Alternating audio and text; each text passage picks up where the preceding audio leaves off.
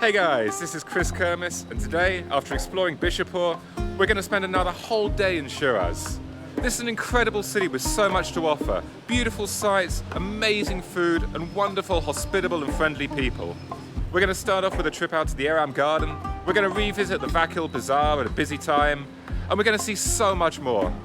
Come with me as we get to know Shiraz a little better.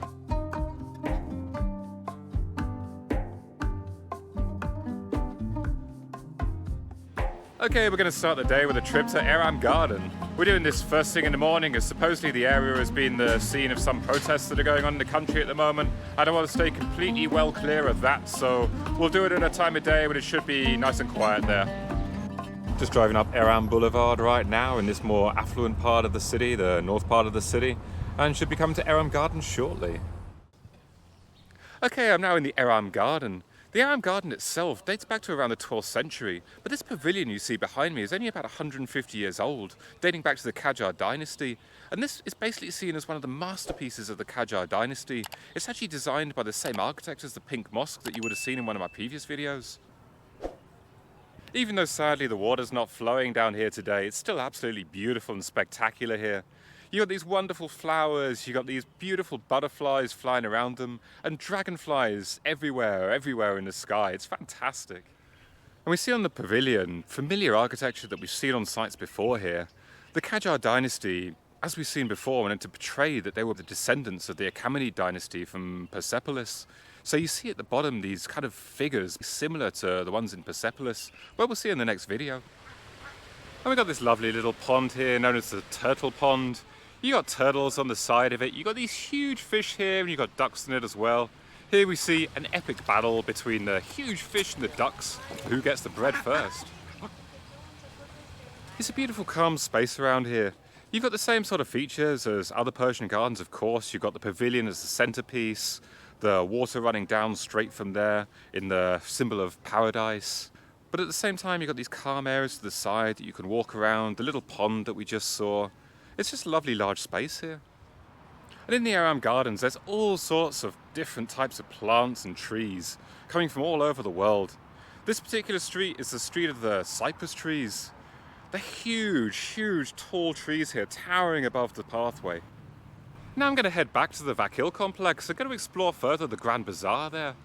It should be a little bit more full of life at this time of day, so it should be a bit more interesting. So let's go and have a look around, maybe do a bit of shopping.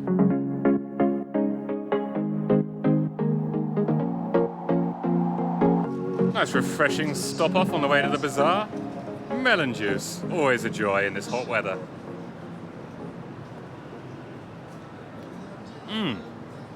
Oh wow, that's so beautiful. Bit of sugar added I think, but wow, that melon flavour. Love this stuff. Okay, so I'm back at the Vakil complex now. I'm going to go check out the bazaar. Hopefully it should have a little bit more life than it did the other day. And like any bazaar world over, it's always split into sections. So in the carpet section right now, we come out of the carpet section into the clothes section. A lot more practicalities here, definitely a lot more local life here. A lot busier than the other days, certainly. See all these lovely colours wherever you look at these traditional fabrics. So I'll come out of that lively section of the bazaar there, to a section with jewellery, handicrafts, that sort of thing, and into this section which is the former caravanserai. A lot less busy here, open space, lovely blue skies. We head back into this section. This is the antique section. Antiques, jewellery, silver.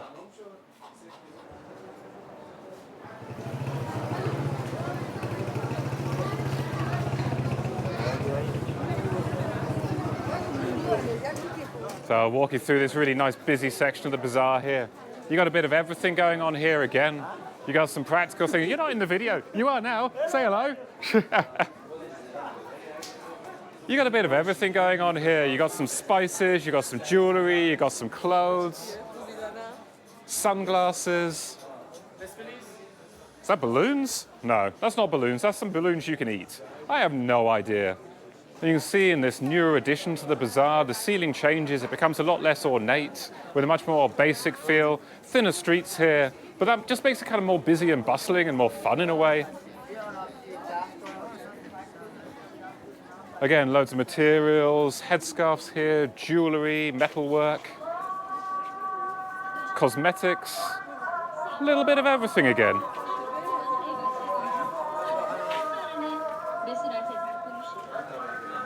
Near the call to prayer starting to go off. You always find mosques in the bazaars. It's really quite a maze finding your way around here. I walked some of these pathways on my last day in Shiraz Center, but I still couldn't tell you where we're heading, to be perfectly honest.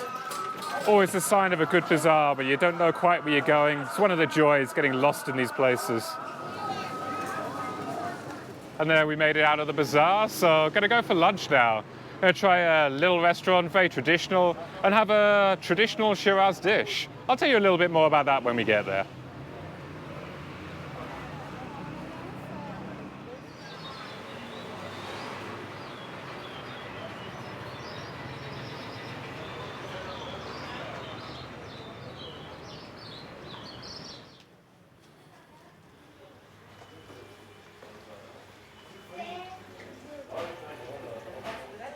So I'm trying this very traditional Shiraz dish here that's just a must try while I'm here in Shiraz. And it's called Kalam Polo Shirazi. It's basically a rice with some vegetables and meatballs, both on top of the rice and within the rice. Wow, that is really flavorful. The rice has so much flavor to it. There's a lot of dill going on there, really adding this lovely flavor to the rice. The meatballs coming out there, just adding that little bit more. The rice is quite dry and perfectly cooked. Wow, that's really, really nice. It's making a great lunch right here. And I got this interesting juice, saffron and rosewater.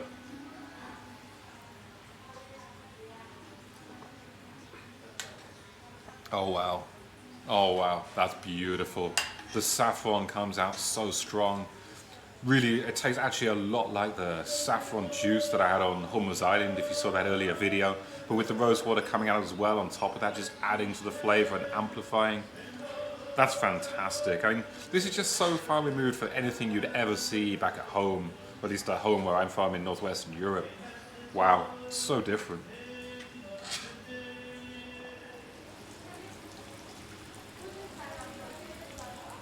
That was absolutely delicious and really nice to try this traditional Shiraz food. I always knew that coming on this trip to Iran would change me in some ways, and one little way that it has is it redefines what I think of as lunch. I mean, it's just incredible the food I've been eating here, a whole different level to what I thought was lunch at home. Mind-blowing. So we're going to head off out of the city now to a very traditional food market, supposedly, fruit, vegetables, that sort of thing. This is always where you find a real life of a city. And strangely enough, after about, well, roughly 3,000 kilometers in total on the road, look who we bump into again. 3,000 kilometers of travel and we keep meeting on the road.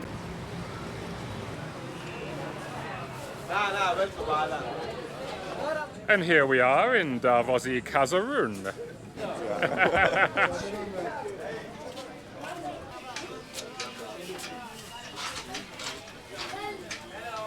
It's not exactly a normal tourist site here in Shiraz, but this is the real Iran right here. Hello. Hey. Hello.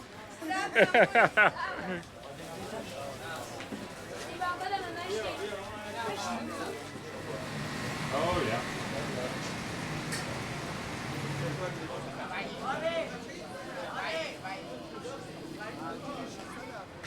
That was a really different little site going to this traditional and local market here. We're going to head back more onto the beaten track now, and we're going to go to the Ali Ebner Hamza shrine.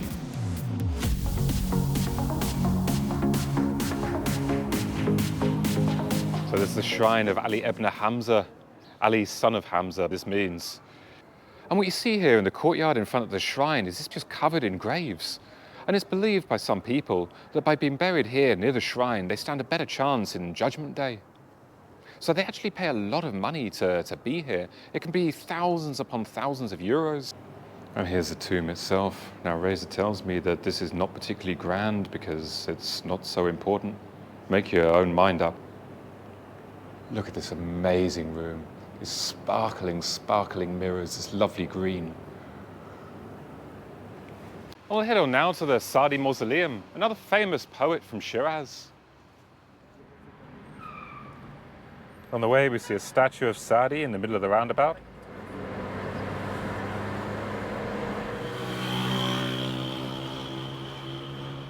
Unlike Hafez, Saadi in his life traveled a lot. For more than 40 years, he was traveling around the region. He studied in Baghdad.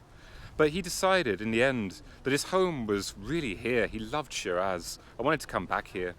And Saadi is famous because one of his poems is actually on the UN building in New York. Saadi said, بنی آدم اعضای یکدیگرند که در آفرینش ز یک گوهرند چو عضوی به درد آورد روزگار دیگر عضوها را نماند قرار.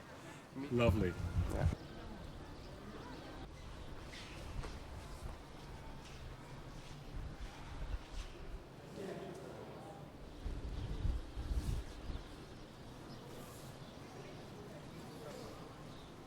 And the sun's starting to go down. It's time to make a stop off at our last site of the day, the Quran Gate.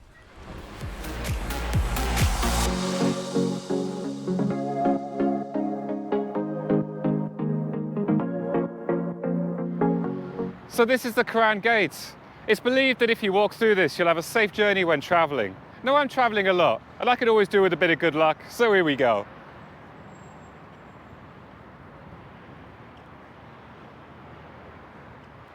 And that's it, folks. Shiraz has been absolutely amazing. I've really loved this city. There's just so much to offer here, so much to do, so much to eat. It's just such a great place. Anyway, I hope you've enjoyed the videos here. If you have, don't be shy with that thumbs up button. I'd love to hear what you think in the comments below, and please subscribe if you haven't already. Tomorrow I'll be doing the long trip to Isfahan. We'll be seeing some great sites like Persepolis on the way, and we continue our journey north till we get back to Tehran. See you next time, guys.